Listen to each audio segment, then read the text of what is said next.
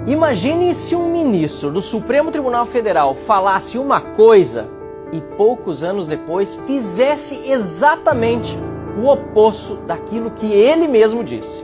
É hora de desmascarar Alexandre de Moraes. Desde até antes da Constituição do Império de 1824, o sentido usual da imunidade parlamentar processual em relação à prisão é claro: somente permitir o afastamento do parlamentar do exercício de seu mandato conferido pelo povo em uma única hipótese: prisão em flagrante delito por crime inafiançável.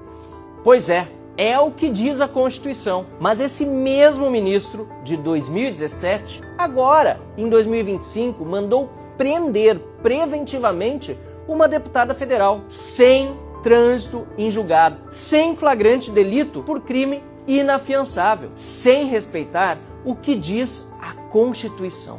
Desobedeceu o que ele mesmo defendia não faz muito tempo. As imunidades parlamentares não podem realmente ser interpretadas extensivamente, mas não podem ser reduzidas, não podem ser ignoradas, não podem ser desprezadas, não podem ser interpretadas a partir de meras normas ordinárias, invertendo exatamente o que é uma garantia do Estado Democrático de Direito. Alexandre de Moraes dizia isso com convicção. Hoje, faz exatamente o contrário. A mesma imunidade que ele tratava como cláusula essencial para a democracia, ele agora ignora. Pior, ataca e viola, como se nunca tivesse sido escrito uma linha por ele a respeito disso, ou mesmo como se ele nunca tivesse dito uma palavra sobre esse assunto.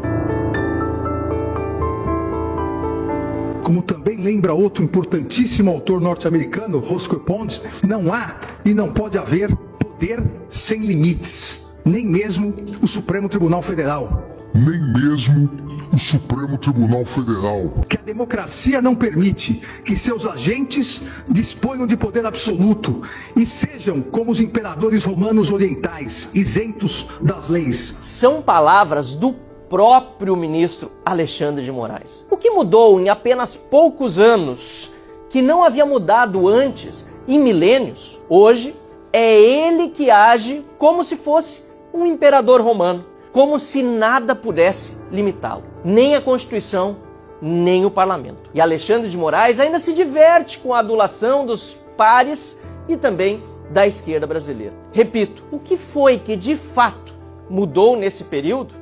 Esse perigo de confundir a interpretação constitucional, o ativismo judicial, com a inventividade ou o poder de apreciação ou a própria criação de legislação por parte do poder judiciário já fora alertado lá atrás, alertado por John Locke, quando afirmou que quem coloca sua própria vontade no lugar das leis, que são a vontade da sociedade expressa pelo legislativo, acaba por alterar o legislativo.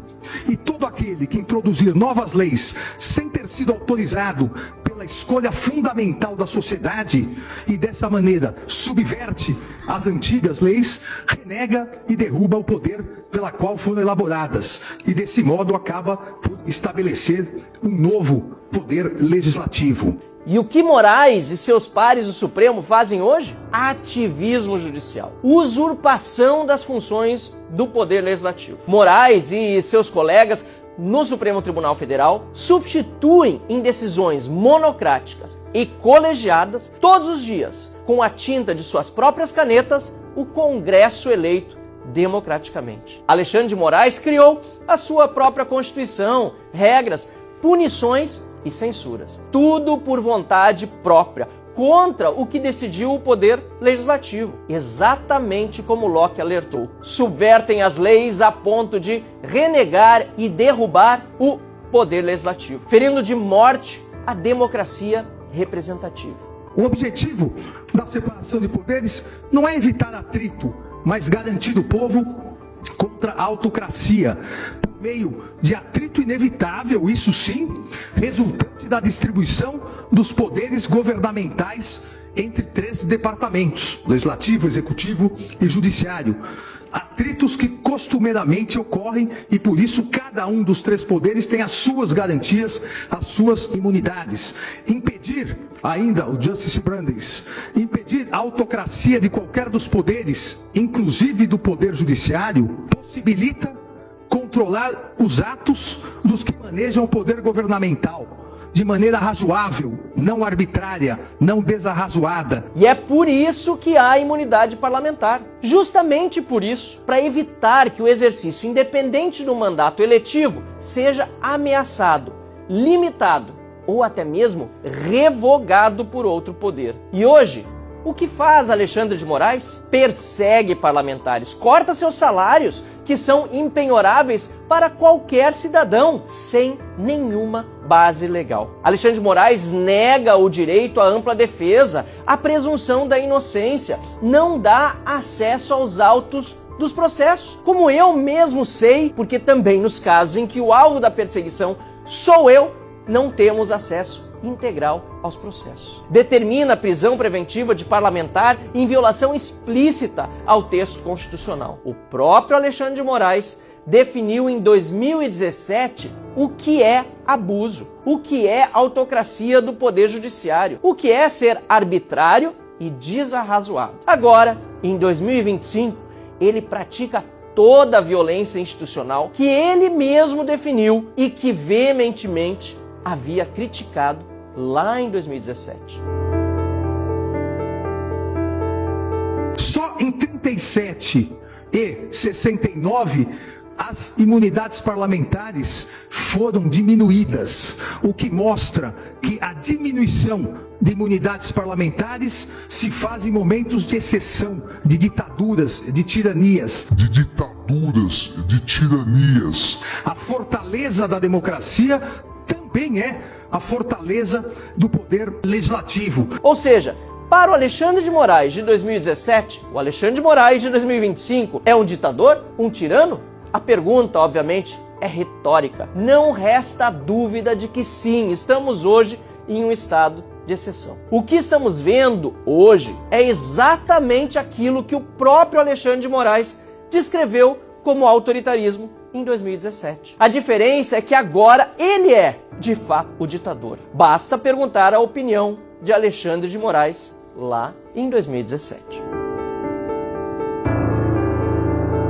Os parlamentares, antes de condenados com trânsito em julgado após o devido processo legal, eles só podem ser afastados do seu mandato em uma hipótese: flagrante delito por crime inafiançável. E mesmo nessa hipótese, quem resolverá em 24 horas, se remetendo os autos à Câmara respectiva, é o próprio Congresso. E eu faço questão em insistir nisso. Não é uma norma isolada. A norma traz em si 400 anos agora de imunidades. Foram 400 anos de história ignorados, pisoteados. No caso de Carla Zambelli, mais uma vez Moraes ignorou a Câmara, mandou às favas o devido processo, rasgou a Constituição. E pior, com a ajuda do líder do PT na Câmara, Lindbergh Farias, e do Procurador-Geral da República, Paulo Gonet. Um colega deputado do PT atenta contra a imunidade parlamentar. E o fiscal da lei, o Procurador-Geral da República, pede a prisão ilegal, inconstitucional, de um membro do parlamento, desrespeitando a única hipótese de afastamento de mandato, lembrada por Moraes no seu julgado de 2017. É o consórcio Lula-STF a todo vapor. O Alexandre de Moraes de 2017 chamaria de autoritário, tirano, ditador o Alexandre de Moraes de 2025. Alexandre de Moraes personifica tudo aquilo que ele mesmo dizia rejeitar. Não é apenas incoerência, nem apenas maldade ou perseguição política ilimitada contra quem ele pensa serem seus adversários pessoais. É mais do que isso, é traição aos princípios que ele prometeu defender. É um verdadeiro atentado ao Estado de Direito e à democracia. E sem dúvida nenhuma, um golpe de Estado já dado por Moraes e pelo Supremo Tribunal Federal no povo brasileiro. E esta não é apenas uma opinião, é a conclusão lógica baseada em Alexandre de Moraes, em seu voto no julgamento da DI 5526 de outubro de 2017. Cabe apenas ao presidente Hugo Motta o poder de despachar esse requerimento e instalar esta CPI. O Brasil não pode mais tolerar silêncio diante de tanto autoritarismo. É preciso restabelecer o equilíbrio entre os poderes e acabar com a censura, a perseguição política, as violações aos direitos humanos e a agressão ao Congresso Nacional. Compartilhe esse vídeo, denuncie, pressione.